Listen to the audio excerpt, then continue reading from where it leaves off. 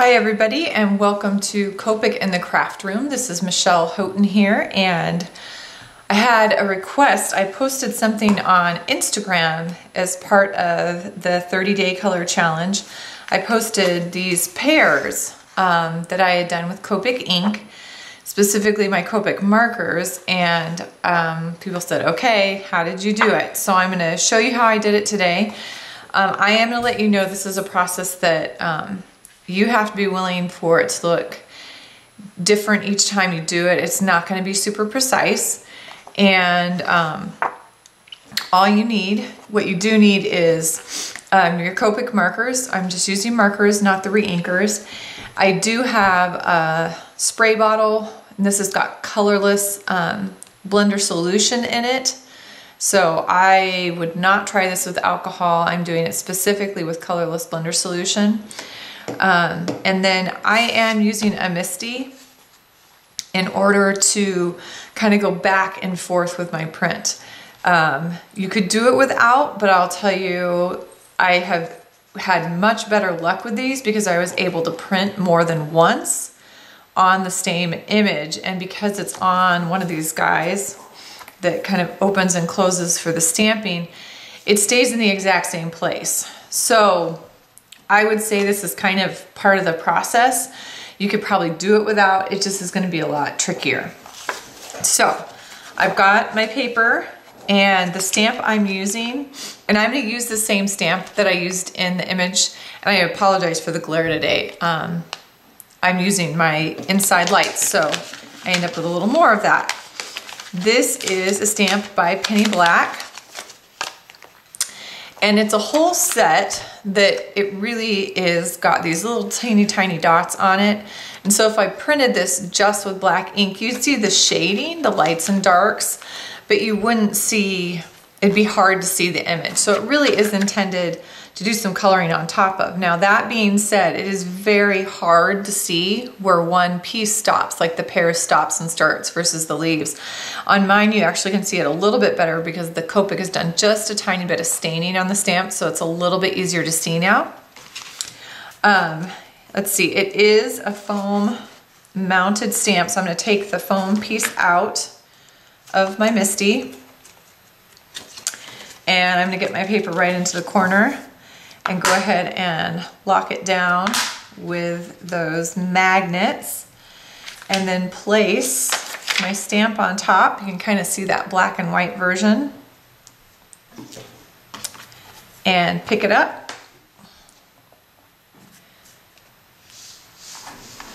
Now I'm going to do my coloring over here, and I'm literally just coloring on top with my color, my markers.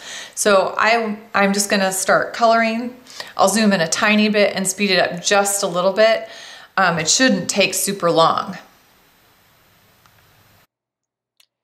So I'm gonna start with a YG01, and I'm gonna fill in the majority of the pear. I've done this now a couple times, and so I grab a sheet off to the side. What's happened is I've ended up with a little bit of ink left over on the stamp. I cleaned it off, but I ended up with a little bit of ink, so that lighter marker picks some up. I switched to, I believe, a YG63. I'll make sure to post it at the top like I usually do, or a YG61. And here is the YG63. So you can see it's getting darker. It is hard to see on the red stamp, and these stamps in particular, because it's all pretty level, it's hard to see where one piece stops and starts. And the option here would be to do one section at a time. I could do the pear and then come back and stamp it and come back and actually do the leaves separate. Back to the YG61, just to do a tiny bit of blending. I don't need to do a lot because a lot of that blending is going to happen when I spray it with the colorless blender. So YG91 is next, and it's going to do the base of the leaves. And it's going to fill those in for the most part. And you can see, of course, me working above because you've got that reflection. YG95, and what I'm doing is I'm looking over at this one that I've done before so I can get the shading. And so bottom kind of half of most of those leaves gets that next color. Again, it's that YG95. So it's a very desaturated color. It's got a lot of gray in it. You can kind of see it on the stamp because it did get pretty dark. And then I'm going to end the leaves with a YG97. So again, even darker. It has a deeper value, still in that very desaturated 9. That first number is that 9, so we know it's got a lot of gray in it. I'm hitting that bottom edge, and that's also going to help define the edges of those different leaves so that you can see the separation of them.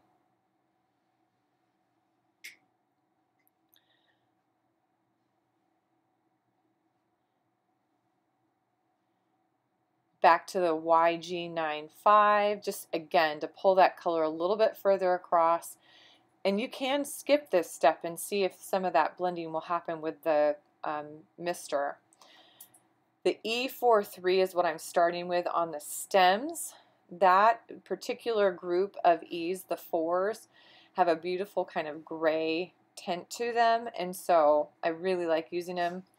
E44 is next. It goes quite a bit darker than the E43, so I'm hitting one side and all those smaller portions of stem, the ones that go out to the leaves specifically, and I'm even going on to the leaves just a tiny bit. E47 is next, right along that far edge of the big heavy stem that comes down the center, and then again a little bit on those little tiny pieces that are branching out to the leaves. Then I'm also going to hit the dots that are on this stamp, kind of that detail. I'm going to add a few dots on the pear itself just to add a little bit of detail.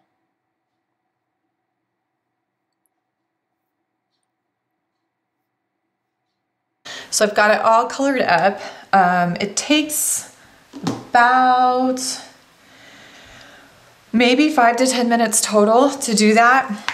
And I know the ink is dry. I mean, basically now it's damp, but I'm not going to pick stuff up. So I have to re-wet it, and that's where the colorless blender solution comes in. I can't wet it with water. Remember, it's an alcohol-based ink. I can't huff on it or, you know, blow that hot air like you would with a water-based ink. So a nice mist, 2 or 3, you know, just 2 nice mists covering the whole thing. Stamp. So it shifted a little bit, but I know it was right in the corner. So, and I actually did this yesterday and went back and did a second stamp on one of my images. So see, this didn't re-wet enough over here. So I can go back, and because it's lined up in my corner again, I just make sure it is.